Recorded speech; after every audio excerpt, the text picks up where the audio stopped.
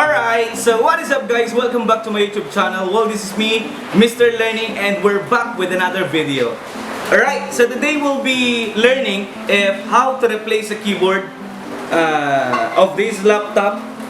We have here Lenovo Ideapad 100 141 BY. Actually, we only have some basic steps, or we only have some procedures to do in order for us to replace the keyboard of this Lenovo laptop. Okay, again I'll repeat, Lenovo Ideapad 100 141 BY. We also have BD and some other units.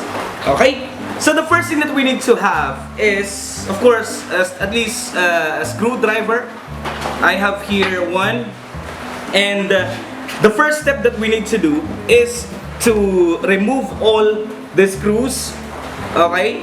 At least in these 3 screws that we have in these 3 holes, okay? If this is the brand or the unit of your laptop, okay?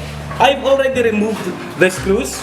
All we need to do now is to remove the keyboard, okay? This is how to do it.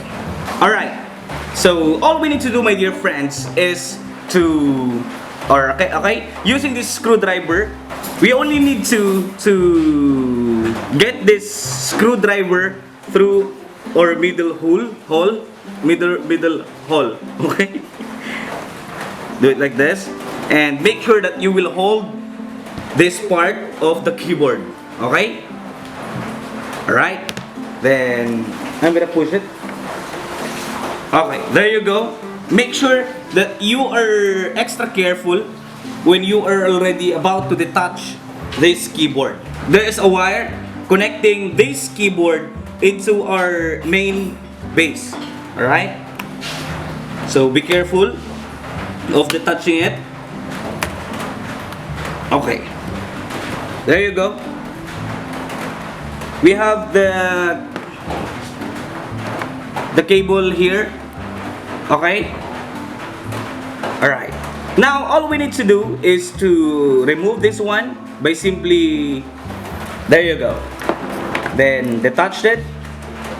Then, you're ready to replace it with a new keyboard.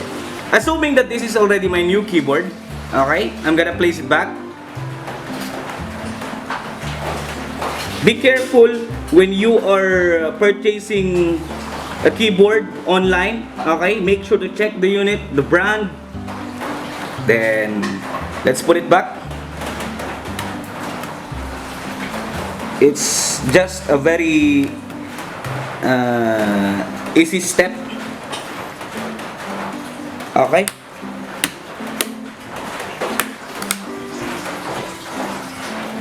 There you go. It's done. New keyboard.